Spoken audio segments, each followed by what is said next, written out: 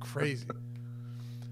Welcome to the NBA Strategy Show. I'm Dave Loughran. With me is my man Adam Scherer on Twitter at ShipMyMoneyDFS. And we are presented by SuperDraft.io and in the App Store at search SuperDraft. Here's what you need to know about this wonderful site, sponsor of the Strategy Show.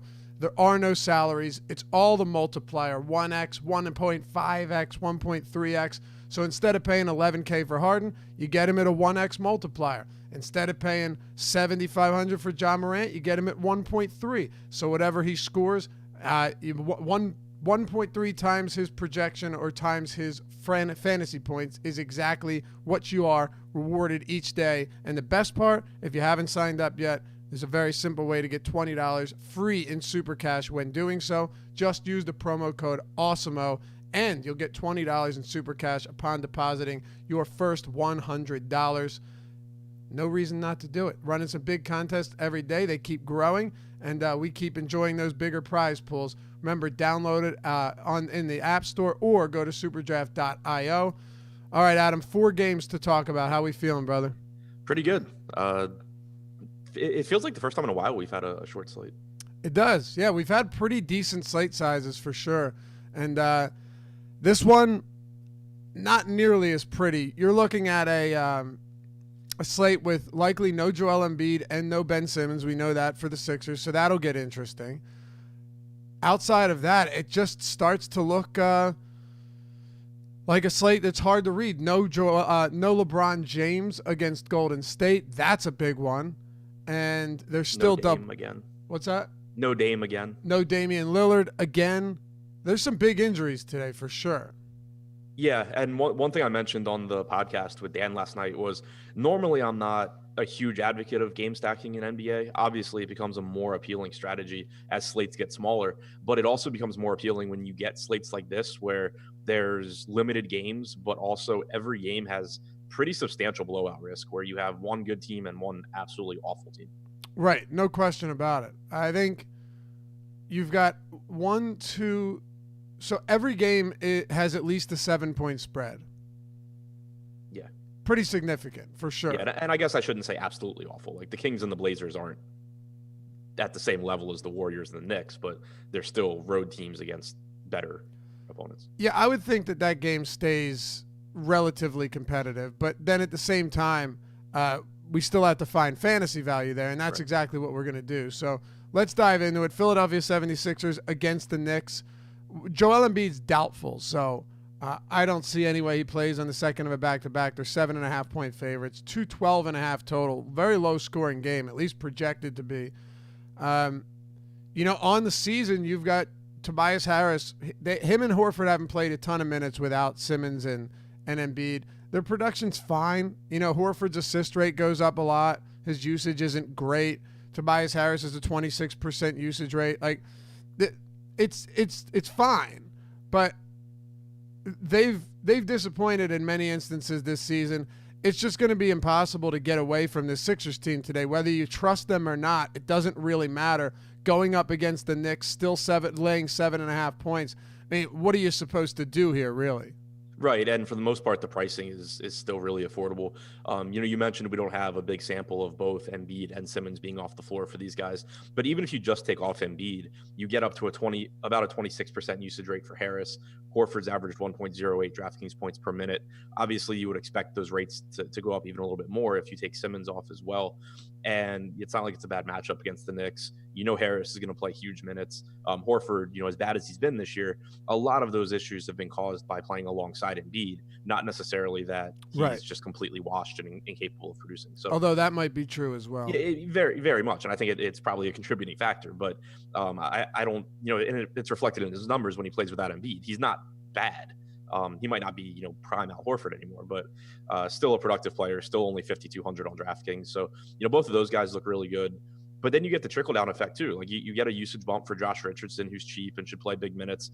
Embiid's absence and the subsequent, Horford playing at the 5 and Harris playing more at the 4 opens up minutes for guys like Alec Burks, Furkan Korkmaz, potentially Glenn Robinson. I would think that the minutes probably go in that order. But, yeah, it obviously gives us a team where there's a ton of value. Yeah, there's a lot, and you can't really get away from it. That's the problem. When you're talking about Al Horford, getting all the minutes at the 5 is going to be something that is great. I know that him and Embiid were, Brett Brown tried it out with him on the bench. They tried it out with Joel Embiid, with him starting alongside of Embiid again after they initially did that to start the season. Al Horford's price point here is just way too cheap, and the assumption here on a 4-game slate is that his ownership is going to be through the roof. But much like we talk about with a guy like Pirtle yesterday, when the assumption was that he was going to start, it's going to be tough to get away from from Al Horford. I'm not sure how you do it, especially assuming, and I mentioned we both talked about this yesterday, they can ill afford to lose games right now to bad teams, and it happened yesterday. Like, how in the world are you going to give guys a rest if it's a close competitive game? You can't do that. So Al Horford, you've got to be putting them around 32 minutes today against the Knicks. It's an impossible spot to get away from. Yeah, that's where I'm at as well. I guess the most interesting strategy part here is paying attention to the ownership on the wings, because we really don't know how the minutes are going to shake out there between Robinson and Burks and Korkmaz and Thibault. I mean, it's a situation where you can make your best guesses, and my guess would be one of Korkmaz or Burks is the number one guy, followed by the other one, and then followed by Robinson. But if one of them gains a lot more traction than the rest, that's a spot where you can look to pivot. Whereas with Horford and Harris and Richardson, I'm not really looking to pivot. I'm just looking to have them in most of my lineups. Yeah, I would think so as well. When it comes to Tobias Harris, is he a top 3 option on this slate, and is Horford a top 3 overall option on this slate? Horford, I think for sure, because he's only 5,200. Harris, I think, is a really good option. I'm not sure I'd say top 3, just because you still have, Anthony Davis playing without LeBron. You still have the rest of the Lakers playing without LeBron. You still have, a Portland team without Lillard. So I'm not sure I would go top 3 for Harris. I would go, probably top 5, top 6. Okay. Yeah, and it's a small slate, so that's saying something. Let's get into the wings a little bit here, because this is where it gets even more interesting. Korkmaz has actually played pretty well, given his kind of erratic playing time. And Alec Burks has been all over the map, but you have to expect him to see, you would think, more minutes. 17 minutes yesterday against Cleveland, only 16 against Atlanta without Ben Simmons. So there's, when I say you should see more run, it doesn't mean you will. I honestly don't understand how this is going to look. It's a player who they brought on. I was assuming, Adam, that he was going to play a substantial role. If you told me Ben Simmons was out and Alec Burks was playing 20 or 17 minutes per game, I'd call you crazy. But that's what we're working with. And, you're looking at Korkmaz coming in and playing pretty solid minutes. Matisse Thybulle's not getting much run, but all in all, when you take a look at all of these wings, you have Korkmaz getting run, and then a bunch of it split up between the 2, 3, and 4, between Burks and Robinson and Matisse Thybulle and a little bit of Mike Scott. I'm not sure where the value is here. Right, and if you look at yesterday, Embiid didn't play in the second half. Matisse Thybulle started the second half. I don't really know what ppurpose he serves against a team like the Knicks, because right. But also against the Cavs, it's not like you really needed him either for defense. So, but he started. He picked up 3 fouls in 4.5 minutes in the second half. Never came back. You had Korkmaz come in right after him. Korkmaz played about 11 minutes in the second half. Burks played 10 minutes in the second half. I think that it's a situation where it's going to be really, really tough to predict, and to large part, it'll probably depend on who's playing well, gets more minutes. But I think that Korkmaz and Burks would be the top 2, just because Thybulle, even if he gets minutes, is unlikely to produce. And I really don't know what purpose he serves against a Knicks team that doesn't really have wings that you need to defend. So let's do this. Just preliminary minutes, preliminary rotation here. What type of run are we giving to? We just broke down where we expect, it's kind of where we expect them to come in at. But what type of run are we expecting for? We got to mention Shake Milton's another guy that, with Ben Simmons out, he was actually he shot better than anyone on the team last night. That's not saying much. Played 37 minutes too. Played 37 minutes. Is he worth paying for? I mean, I think that he's a good value as well. He's 4,700. You talk about 4,700 for him, 44 for Korkmaz, 42 for Burks. The one guy there that we feel most confident in his minutes is Milton, right? And he should get a usage bump without Embiid out there either. So out of that group, I think Milton's the number one. It's just that getting beyond him and looking at those other wings is where it starts to really be a dice roll. And I think I'm always biased towards Burks because when he gets minutes, he's generally productive.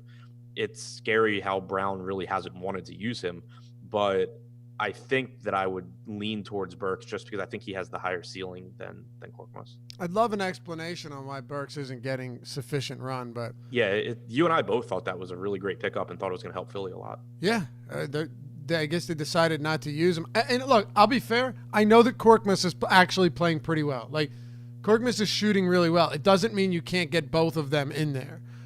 There's plenty of minutes that you can wipe out if you really wanted to.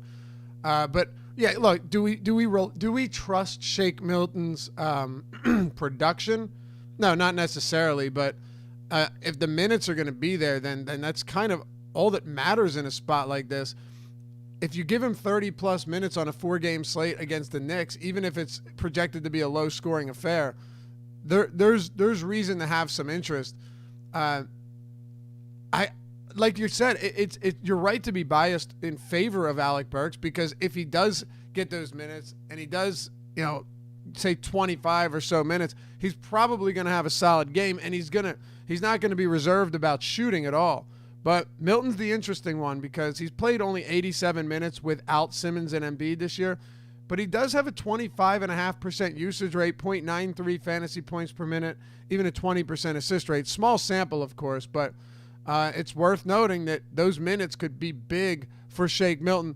And then the last one I'll ask you, we already touched on him a little bit, but when it comes to Korkmaz, when we're looking at his production and his pretty decent shooting lately, he's very streaky, there's no question.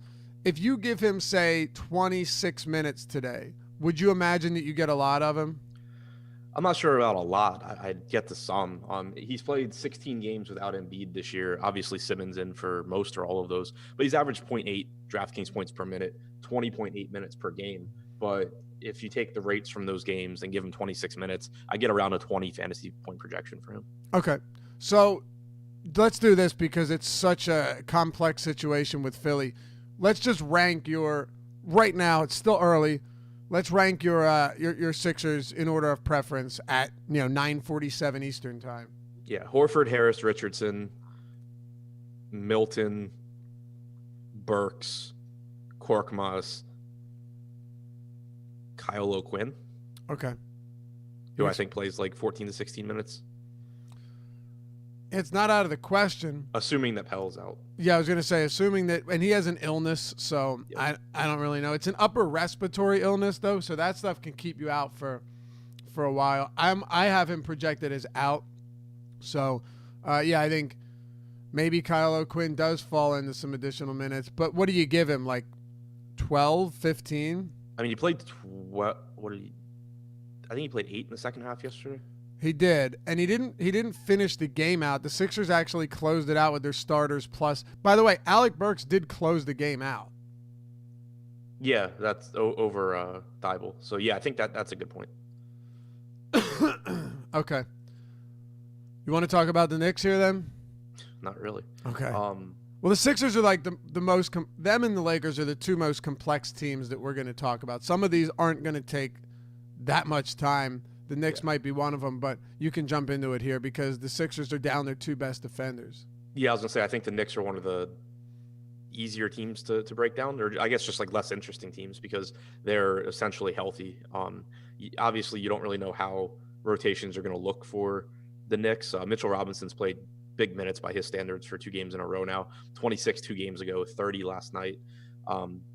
You can take a shot on him, but I still don't really think it's that necessary. Like, he's basically the same price as Al Horford. The one guy that stands out, as usual, is Julius Randle, who once again last night only played 25 minutes. Didn't close that game, which was pretty weird, but I don't really see any reason not to be expecting him to play his normal, low to mid 30s in minutes. His salary's come down a little bit. The usage rate without Marcus Morris this year is huge. And like you said, with no Simmons and no Embiid, this should be a drastically different defensive team for Philly. So the Knicks should be able to be a little bit more efficient. So I think Randall looks pretty good. RJ Barrett is a little underpriced, but it's mostly Randall from the Knicks. Okay. What do you think the reason was that Randall didn't see those minutes in a competitive game against the Charlotte Hornets? I mean, you saw Harkless, Payton, was it Portis, Mitchell Robinson, and Alonzo Trier closed that game out in a competitive game. Yeah, I don't really know. It was weird because normally when you see that, if you look on Popcorn Machine, you'll see that the second unit went on like a huge run and got them back into the game. Yeah, it never happened. They were never even down by more than 15 points in this game. So I don't know. I mean, it obviously, it's another example of just at this point in the year, whenever you're talking about a bad team, you can't have that much trust in how a rotation is going to go from one game to the next because they are just doing whatever the hell they want, basically. So, you're guessing that Randall in most games is going to play 33, 34 minutes. Obviously, you could get the same thing that we got last night, which would hurt you. And Portis was playing well. He had 12 points in the third and fourth quarter. So, that probably has something to do with it. Any priority options here? And let me ask you this from a strategy standpoint. There's a good chance that a lot of our lineups are going to have several Sixers in them today, right? Whether it's Horford, Harris, and Burks, or Horford, Harris, and Shake Milton, or Korkmaz, Harris, and Horford. Do you feel the need to get somebody in for New York, or were you fine with just running, multiple or several Philly players without anything on the other side? I'm fine with just running several Philly guys. Obviously there is some positive correlation if you get to the Knicks, but the reason that I think it's okay to just have a bunch of Philly guys and not worry about running it back is because the Philly guys are very clearly underpriced for their situation without Simmons and Embiid. And on top of that, it's something that I think Alex mentioned the other day that I agree with. You're more, if you're saying you're concerned about a blowout, you're more concerned about the team on the losing end of that blowout than the team on the winning end. Because in order for a team to blow out another team, you're scoring a lot of points at a very efficient rate. So you're not really as concerned about losing the minutes if your guys are being more efficient than normal. It's for the team getting blown out that you're a little concerned about because they're obviously not playing well and they're losing minutes. So, with the cheap pricing and with the fact that if the Sixers were to blow out the Knicks, you are getting efficient minutes from really cheap guys. I'm not concerned about running back. All right. Yeah, it's a salient point for sure. I want to run back before we get to the next game quickly on the Sixers. If you're, and you may have touched on it, forgive me if you did, setting groups, if you are setting groups on these wings and basically the non-Horford, non-Harris players, who are you uncomfortable rostering in the same lineup, if anyone? I'll definitely go max 2 of Burks, Milton, Korkmaz, Robinson, and Matisse Thybulle. The reason being that outside of weird circumstances, you have to assume that Harris, Horford, and Josh Richardson are all in the closing lineup, which leaves room for 2 of the other guys. I think that makes the most sense for sure. All right, you want to move on to Indy and Portland? Yep. All right, so you've got the Pacers, 9.5-point favorites. Every team here, again, at least a 7-point favorite today, or at least a 7-point spread in every game. 9.5 points to the Pacers, or laying 9.5 points, 218.5 total. They have a 114 implied total, which is basically are almost tied with OKC for the second highest on the slate. There are no games that we expect to be wildly high scoring at all tonight, which makes it a little bit more interesting. Let's start with Indy, going over the injury news here. Oladipo, questionable for this one. I think he probably has a good chance of playing.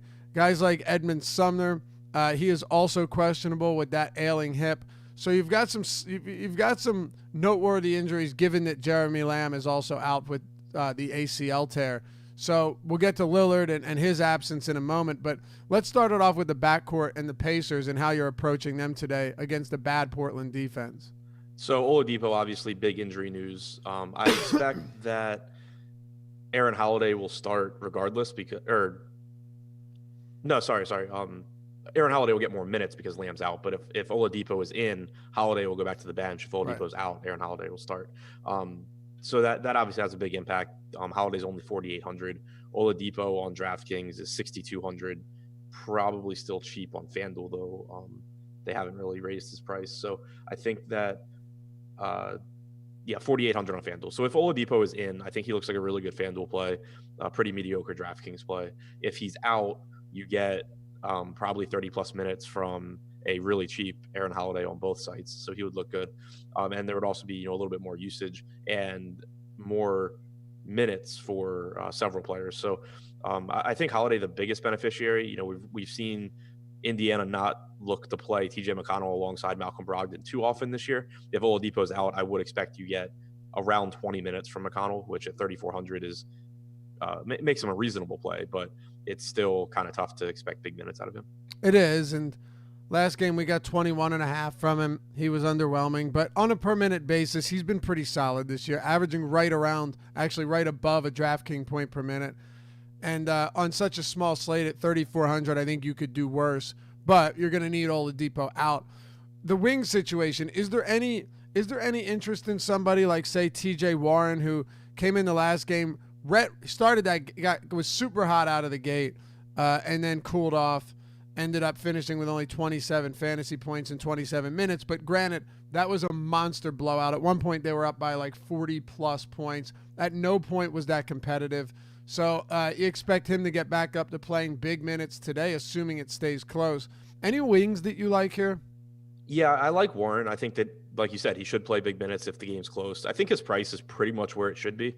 I wouldn't say he's drastically underpriced, but it is a favorable matchup against Portland, and he should play big minutes. Mentioned if Oladipo is out, Aaron Holiday. Justin Holiday should get a lot of minutes as well if Oladipo's out, but he's up to 4,800, which is pretty unappealing. So as far as the wings go, Warren is the one that really stands out. Okay. Let's get to the front court. Domantas Sabonis, again, take that last game with a grain of salt. Incredible amount of points scored against the Hornets. Should come as no surprise to anybody. But Sabonis in 31 minutes was phenomenal. He came 1 assist shy of a triple-double. He had 21, 15, and 9 in 31 minutes. As efficient as you get, shooting 8 for 10 from the field, made his only three-pointer and shot 4 for 5 from the free throws, from the charity stripe. He's $9,100, okay?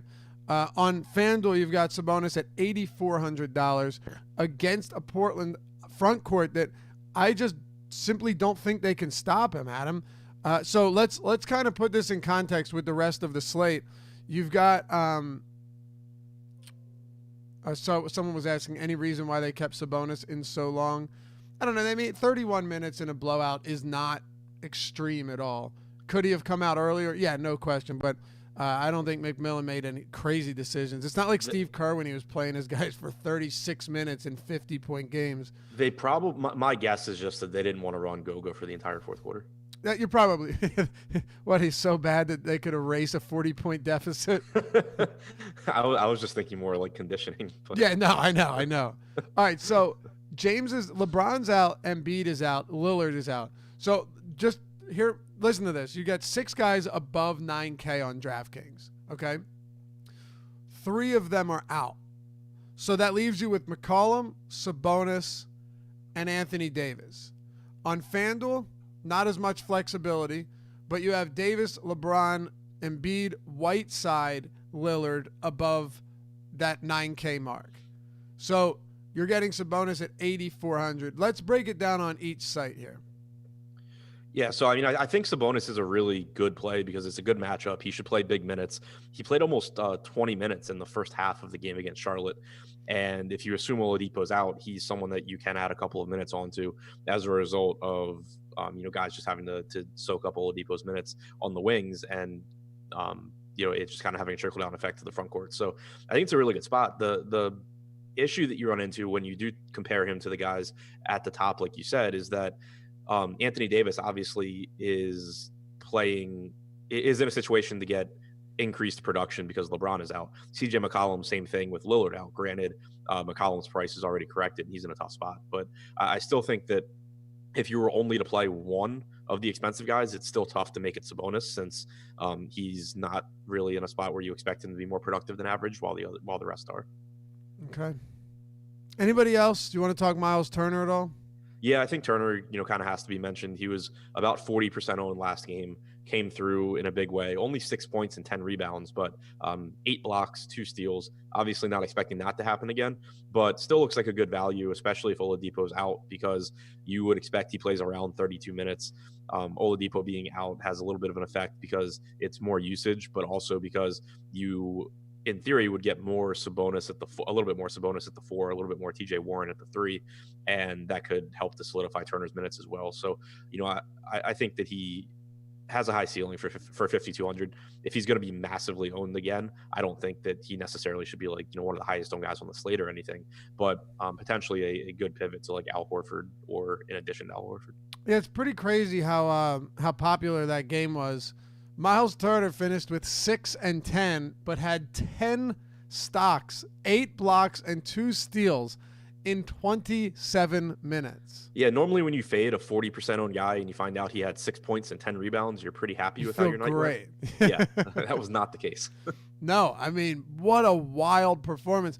And it's something that we talk about a lot. There are certain guys, like Miles Turner is not a very good rebounder for a center, right? Like, he's a lot worse of a rebounder than his own teammate in Sabonis. But he can come out there and give you a handful of blocks, which oftentimes can mitigate that and makes it a little bit more interesting. But I think we covered Indy pretty good here. Yeah. It also helps when you have Terry Rozier just repeatedly driving in the lane and throwing the ball off your hand. Yeah, exactly. All right. How about the other side, CJ McCollum? We've got him at 9K on DraftKings. Listen, he didn't have a monster game last time out, but he certainly didn't disappoint either. And this was, we talked about this. Like, if he's going to be out there for 38 to 40 plus minutes and he's just going to shoot every opportunity he has, I don't mind playing him against good defenses. And the result against Boston was pretty illuminating. And now you've got him against a pretty decent Pacers defense. What are we doing here? He just plays so many minutes and is such a large part of the offense. If you assume that this game's competitive, you're just getting 38 plus minutes from CJ McCollum. And if you assume the game's competitive, it means Portland is scoring at least a reasonable rate. And a large percentage of that is going to be contributed to, whether it's assists or actual points from McCollum. So, this year he's averaged in 5 games without Lillard a little over 1.5 fantasy points per minute. I don't think that's sustainable, in large part because he has like a 42% assist percentage, which I think comes down. But if you go back to the start of the 2017 season, he's played 15 games without Dame. He's averaged 1.25 or 1.28 DraftKings points per minute, 33.3% usage, 31.8% assist percentage. If you expect similar production, maybe a little bit less because of the matchup, but over 38 minutes, he still looks like a really good play at 9K. I know. $8,800 on FanDuel too. I mean, that's pretty cheap. I mean, I don't. So let me see it, refresh and see if we have ownership. No, still waiting on ownership. Where do you think he'll come in today? I mean, for a 4-game slate, I think he might be kind of low. Like, I don't think he's, sub 10% or anything, but you think about it, like Sabonis is going to get ownership at that price point for good reason. Anthony Davis should get a ton of ownership. You have a pretty cheap De'Aaron Fox that's going to get some guard ownership. There's going to be ownership that goes to the Philly guys. I would guess, I don't know, 25%. Okay. Yeah, I think that sounds about right. Because he's not dirt cheap. Right. If McCollum was 7,500, he'd probably be 80%. And I don't want to give him too much credit, but he'd be pretty popular. What about outside of him? Because somebody like Carmelo Anthony is playing big minutes nightly. Usage without Lillard is decent enough. It doesn't mean he's considerably more efficient, but there is a ceiling with Melo. Let's go to him, and then we'll round it out with Whiteside and some of these peripheral guys. Yeah, the usage is the big thing with him. You mentioned it, and we've talked about it before. For one, he's playing huge minutes, just like all of the Portland starters are. But he's not efficient, and him getting up more shots doesn't translate to a whole lot more per minute production on average. His production goes up a little bit, but not too drastically. But the increased usage going from like 20.5% with Dame on the floor to in the 5 games without him this year, he's at 26%, at least gives him a higher ceiling. It obviously it makes him like the second option offensively as opposed to the third. And in games where he shoots better than normal, it means he can give you a really big game. So at only 5,600, expecting around 36 minutes from him, I think it's a good value. You just kind of have to live with the fact that he's still very capable of giving you bad games because he's dealing with Hassan Whiteside grabbing rebounds, and he's not efficient on his shots. Right. Do you have interest in Hassan Whiteside here at $8,800 on FanDuel, on DraftKings? Whiteside at 9,500. Matter of fact, he is the fourth highest player on the slate, second highest healthy player on this slate for FanDuel. He's gotten a lot of ownership recently, and people have been willing to pay a premium for him. In large part because those minutes for Whiteside, Terry Stotts is running his guys for a ton of minutes. 88 on FanDuel or DraftKings seems rather appealing. Of course, you got to break down how it compares to everybody else, but do you think there's enough here against this Pacers front court?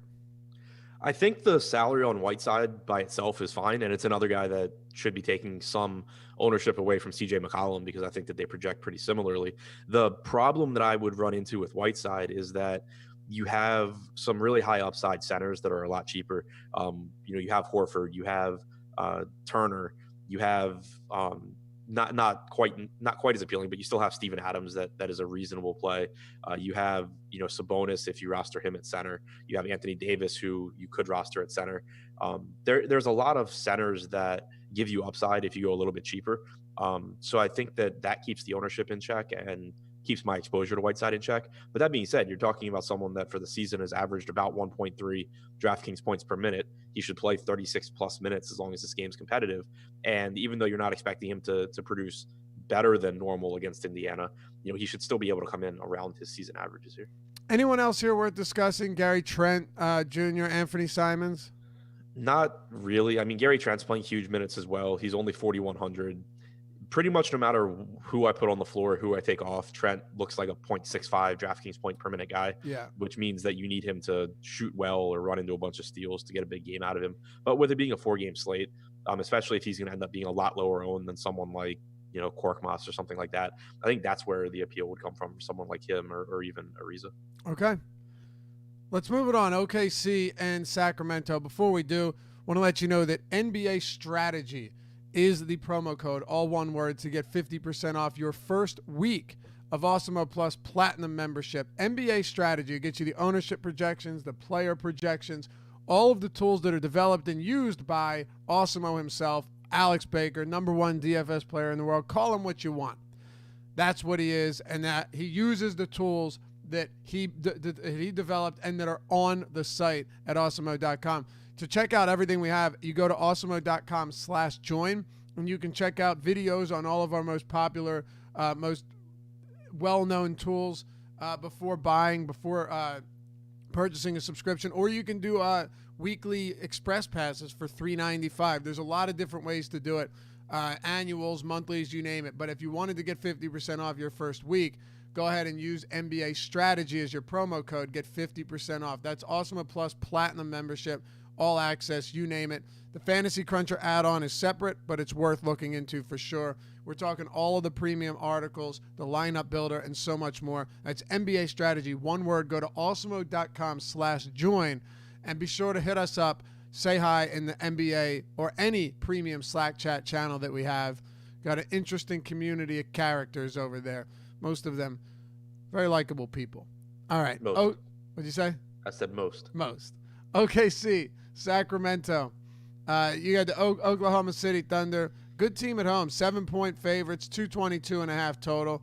They got a 114.8 implied, which is actually the second highest on the slate. Let's start it off with them and try and pull something out of this backcourt that has been to some. I won't even say frustrating because in most spots, it hasn't been that tough to just say, all right, well, I'm not really targeting OKC's backcourt. But on a 4-game slate, things get a little bit more complicated. So you've got Chris Paul, you've got Gilgeous-Alexander, similarly priced on DraftKings. Then you have Dennis Schroeder at 5,500. So a huge price drop on Dennis Schroeder. On FanDuel, you've got Chris Paul at 74, Gilgeous-Alexander at 72, and Dennis Schroeder at 55. So we're seeing where before there was not a lot of separation between these three players. Now there's huge separation between the two of Paul, Gilgeous-Alexander, and Schroeder all the way at the bottom. Yeah, I think Schroeder's price tag really, really stands out. Absolutely. He's still playing like almost 30 minutes or more than 30 minutes a night. Yeah, I mean, he got up to like 32 and a half in their game against Chicago. Yeah. And now you have this matchup against Sacramento where, obviously the closing lineup for Sacramento is kind of fluid, but there's a good chance that they are pretty small, like that you have three or four of Fox, Bogdanovich, Bazemore, and Buddy Hield out there. So it should be pretty easy for the Thunder to run 3 guards out there for at least some periods of time. So I think that you get 30 to 32 again from Schroeder, and the price tag's just really cheap on him. Whereas you look at Gilgeous-Alexander and Paul, and I think that they're pretty much priced where they should be. You expect 33, 34 minutes from Paul, probably 36 or 37 from Gilgeous-Alexander, and they certainly have upside. They're capable of putting up big games in those minutes, but from a projection standpoint, they're pretty much priced where they should be. Whereas I think Schroeder should probably be closer to like 6K than 5,500 on DraftKings. I think he should too. And at that price, he's one of the more appealing values on the slate. Because if there's one thing we know about Schroeder, he's not just we'll get to Danilo Gallinari in a second, who, by the way, I thought he was going to prove me wrong. I did. I was really hoping he would, because the way that slate ended up breaking down once like ownership changed and everything, he was like 25% owned, and I ended up with like 40%. He scores like 30 in the first half, and I'm just like, man, people are gonna give me so much crap for saying that he didn't have a ceiling, but he's also gonna win me tournaments, so I don't really care. And then he scores 3 points in the second half. It was brutal. I mean, he had 21 real points in the first half. I think he had 4 threes in the first 4 minutes of the game. I think so, and completely disappeared. Someone I don't remember who it was, but someone tweeted that they are pretty sure Danilo Gallinari is on a points limit and not a minutes limit. That's not bad. It was crazy. I really thought, all right, here it is. I said he hasn't scored 50 all season, and he was listening to the deeper dive that night. But nope. He decided that he'd pull back, pump the brakes a little bit, and that's what you get. But with Schroeder, my point being, at 5,500, he is the type of player that can go out there and get red hot as a shooter. You could come out here and get a 25-point, 9-assist game from Schroeder. We've seen it. Actually, we've seen it recently. 24-9, 24-6, 30-6. Those are 3 of his last 10 games. 22-7 rebounds. You name it. So I think Schroeder at this price becomes, really appealing. And from an overall value perspective, he's one of the better, we'll just say point per dollar guys on the slate. Yeah, I agree with you. Anybody else here? I think that Nerlens Noel will be someone to keep an eye on. He got a really, really disproportionate amount of ownership last slate at 32 or 3,300. I think that he's always a tournament option at that salary, because he is a 1 or a little bit greater than 1 fantasy point per minute guy who shares 48 minutes with Steven Adams, normally playing around 17, 18 minutes. But if Adams gets in foul trouble or something and you get a few extra minutes for Noel, it's really easy for him to put up a good score. That being said, he was like 18% owned last slate, where you had other options too, like Mason Plumlee at 1%, you had Alex Len at 1%, Cantor 1%, all guys that are basically the same as Noel. So it seems like maybe people are just really keyed in on Noel for some reason. If he's really high owned, then it's certainly not a play you need to make in tournaments. But if he's low owned, it's a value that you can go to that certainly has a chance of being useful in tournaments. Any thoughts on Gallo? Yeah, I think that it's Gallo. He's 6,300. They'll probably score between 30 and 40 points, and you'll not be mad that you have him, and you'll not be happy that you have him. So De'Aaron Fox briefly exited last game. He came back, played 32 minutes. Pretty easy win over the Warriors, but that's commonplace these days. What are we doing to start with De'Aaron Fox here against this OKC team? He's a tough one for me right now. I always find like the hardest thing for me with projecting NBA is figuring out how to deal with guys who maybe are playing through an injury or have something going on that you can't really quantify. If you go back and look, it's been 18 games now since Sacramento moved Bogdan Bogdanovic into the starting lineup in place of Buddy Hield. De'Aaron Fox has a 30.8% usage rate and a 33.4% assist percentage. That should lead to tons of production for him, but he's only averaged 1.14 DraftKings points per minute over that time. He hasn't shot well. His true shooting percentage is 54.5%, which is about the same as the season average, but the per minute production just seems like it should be higher with the increase in usage. He seems like someone that's been getting more ownership than he should be lately too. Yeah, it's tough though, because like at 7,600, if you expect him to play 33, 34 minutes, sure, and you expect a 31% usage rate, and you expect 1.15 points per minute, he looks like a good option. Like, I think he's underpriced. He's just been kind of disappointing from a production standpoint as far as his production's been good, but it feels like it should be better. But the thing is, though, if we're talking injury, you'd think that maybe he wouldn't be shooting well, and he's shooting fine. Yeah, that's true too. His numbers over that time are pretty much in line with the season average. I thought they were actually going to be a little bit lower, but yeah, I mean, it's basically, I guess you just kind of have to treat it as what it is. Expect around 1.15 points per minute, and if he starts to play a little bit better, then great. What are you thinking on Harry Giles here? Actually seeing some decent run lately. Played 25, then he played 32, then he played almost 24 minutes. He's finally getting a decent amount of run. It took a while for Walton to warm up to him, but unfortunately he didn't close out last game. If he did, he would have played like 28 minutes. He did play in the fourth, but he was removed for a closing lineup of the closing lineup here was Fox, Bogdanovic, Barnes, Bazemore, and Buddy Hield. So very small. Yeah, I expect it to be bigger today against Oklahoma City, since you're most likely getting 48 minutes from Steven Adams and Nerlens Noel. Against Golden State, they closed with Dragan Bender at center. It was Damian Lee, Jordan Poole, Eric Paschall, Kai Bowman, and Dragan Bender. So not really useful to have Harry Giles on the floor there. He also lost a little bit of playing time in that game because he picked up his third foul in the second quarter. So I think his minutes look really good. I think giving him 26, 27 minutes and knowing that he could play a little bit more is a pretty reasonable way to go. The other thing that I would point out is that I expect the rest of the minutes to be going to Alex Len. They split all of the minutes up until the end where, neither of them closed, but Alex Len is certainly someone that he's in that Nerlens Noel category, but because he hasn't done anything recently, nobody's going to play him. So $3,300 Alex Len in large field tournaments, with it being a 4-game slate, I think has some appeal. How many minutes you giving Len? 18 to 20. Okay.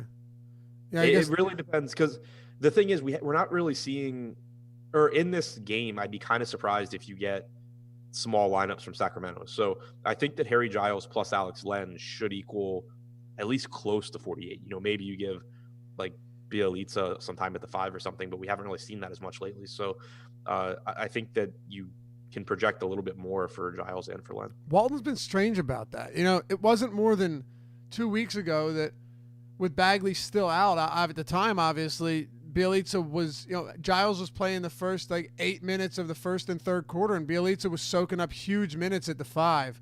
Right. He seems to go back and forth on that a lot. It's hard to predict. Yeah, I think Len being back probably makes that less likely. Yeah, 100% agree. Do you have interest in the rest of Sacramento? We talked Fox, we talked Harry Giles. Is there anything else that you like here? Not really. Bogdanovic takes a hit in production because he's playing more minutes alongside De'Aaron Fox. Bjelica takes a hit because he's not getting those center minutes anymore. Bazemore's been playing well and getting a lot of minutes, but his price tag's trending up. Hield, you can always kind of just take a shot on in tournaments, because when he plays well, he gets more minutes, and he can pile up threes in a hurry. But I think Fox and then the centers are really the priorities for me from Sacramento. Okay, let's close it out. We got one more game to go. Anything else from this game in general that you want to touch on before we get to what I'd say is the second, I won't even say, I was going to say the second most important game, but the second most complicated game on this slate? No, I think we can move on. All right. By the way, if you haven't checked it out yet, you leave a review on our iTunes podcast. And you know what that means? You're entered to win a free month of Awesemo Plus Platinum content. All you got to do is submit a review with your Awesemo username, and you're entered to win. You got to put that username in there because otherwise we won't know who you are. 5-star reviews, nice, kind words are obviously preferred. We appreciate all of you for tuning in and making us part of your process and part of your day. While you're at it, hit the thumbs up on this video as well. It's the easiest way to help support us, and we're greatly appreciative. Subscribe, hit the notification bell also so you always know when new content's going to drop next. But yeah, leave a review on the iTunes podcast. Very simple way to enter yourself to win a free month of Awesemo Plus Platinum content. And also, check out the free content we have on the site today. NHL Live Blog and Awesemo's Game Plan live stream. That's well worth watching. Check that out. It is going to be free at awesemo.com. All right, Lakers, Golden State Warriors. Let's do it. We'll close it out. 4 of 4 here. The Warriors are big home dogs, even without LeBron James. That's no surprise to anyone. This is a really bad basketball team. I mean, the Warriors and the Hornets right now are some of the worst teams you'll see in a while. 10-point spread. By the way, this opened at 13. So it moved from 13 to 10, but still, at no point should this be competitive unless something crazy happens. 223 total. Lakers have a 116.5 implied total. No surprise here. That's the highest on the slate. We'll start with the Warriors, though. Draymond Green's expected to play. We've been seeing big minutes from Damian Lee. We're seeing big minutes from Jordan Poole. We're seeing big minutes from Toscano Anderson. How do we think they translate into today's game? I think it's a nightmare because they're just playing a million guys, and now you're getting Draymond Green back as well. Yeah, it's brutal. Yeah, so and a million guys that aren't good. Exactly. Yeah, I mean, Andrew Wiggins is like the most productive guy, and he's 7,200, which I think is reasonable. But when you start to look at the other guys, Green being back should take some minutes away from some combination of Pascal and Toscano Anderson. Potentially Kai Bowman, because we've seen Green as the secondary or the backup ball handler this year at times as well. So I think that him being back, even if he only plays around 28 to 30 minutes, it shaves some minutes off of these other kind of fringe plays. The only guy that I would really feel comfortable going to is Wiggins because he's pretty cheap for 34 minutes of the highest used guy on the team. So there's no real interest here. No, it's pretty much just filler. I mean, like if you obviously can make a case for how Damian Lee could still have a good game or something like that. But when you start comparing him to other guys at the same price point on other teams, it's really, really difficult to prioritize, especially when you consider that on the Lakers side of this game, you have like infinite amounts of value. It gets pretty ugly pretty quick. No question. God, do you think Bender plays another 20, 25 minutes? I don't think so. Not with Green back. I wouldn't think. He shouldn't. Yeah. I just don't. I would assume. Do you think he gets in the rotation? Maybe for like 10 minutes or something. Yeah. I don't know what Kerr is going to do. The thing with Kerr is like he's just run such deep rotations pretty often this year, and it seems like he kind of just and you can't blame him at this point. Just kind of wants to see a number of different guys play, but you also can't just be like, hey Wiggins, you're not playing because you're on the team next year. It doesn't matter. Like those guys are going to play, but you also want to see the fringe guys that you're trying to evaluate. Absolutely. It's just another team like the Pistons, like the Knicks, where you can guess all you want about how it's going to go, but game to game, you're probably just going to see some weird stuff. All right, let's talk about the Lakers here. No LeBron James. So the first thing we need to do is, as you know, and I'll let you do it because I'm sure you got him pulled up already. I do as well, but I'll toss it over to you. What we have here with LeBron James off the floor this season. Yeah, Anthony Davis has played 501 minutes without LeBron on the floor this year, 1.58 DraftKings points per minute, 34.5% usage rate, 15.7% rebounding percentage, which is a little bit of an uptick, and an 18% assist percentage. So, as you would expect, you're just getting the offense running even more through Davis than it already does. I think pretty clearly the top play today. Okay. I don't know how he wouldn't be. Now, with LeBron off, how do we see this rotation working? Assuming Anthony Davis plays, I'll give him 34 minutes. I don't know if the game stays competitive, so I don't want to give him 36 here. But 1.5 fantasy point per minute guy with no LeBron. Do you see benefits for anyone at the center position? Do you see just another scenario where, like, do you think it affects because of how fluid LeBron's positioning is? Really, do you think it affects more than just a position or two for the Lakers? I don't think it affects the center position. We only have one game this year that LeBron missed where Davis was in. In the other game that LeBron missed, Davis was also out. But we have a game on December 22nd against the Nuggets where it ended up being a blowout, but guys, for the most part, played their normal minutes minus a few at the end. JaVale McGee played 14 minutes minus garbage time. Dwight Howard played 17 minutes. So I think you're getting the normal center rotation where those two play, their normal minutes. You get Davis playing some time at the 5 as well. So I don't think it has an impact there. I think it does have a little bit of an impact on the wings. It obviously has an impact on Rajon Rondo, who has started both games without LeBron and played 28 and 33 minutes. So assuming he starts again, it makes him a really good value.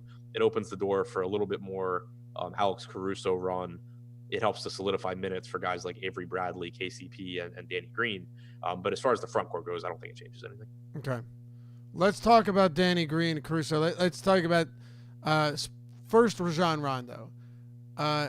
Best value on the slate? I think so. I mean, as much as I think Rondo's not very good and it's scary to roster him, like he's only 3,500. Assuming he gets the start like he did the last 2 times LeBron was out, and I don't really see any reason why you wouldn't assume he gets the start. It's just really tough for him to kill you at that price. Yeah, 1.12 fantasy points per minute with LeBron off the floor this season, and being in the starting lineup doesn't concern me all that much if that's the case, because he's still well over a fantasy point per minute with Anthony Davis and without LeBron. It's not like Davis is taking away essential stats that Rajon Rondo needs. He's not a high usage player. So I have no concerns about that. Who else do you like here? We talked a little bit about who benefits, but who else do you like? So, yeah, I mean, I think Rondo is the guy that you feel the most confident in, but I still think that given the matchup against a weak Golden State team and the fact that the Lakers have the highest total on the slate, despite not having, their highest usage guy, you're looking at just mispricings or underpriced guys in a $3,900 Kyle Kuzma who should play, around 24 minutes, you would think. Danny Green being sub 4K, KCP at 3,600. Avery Bradley's at 3,300 and playing bigger minutes recently.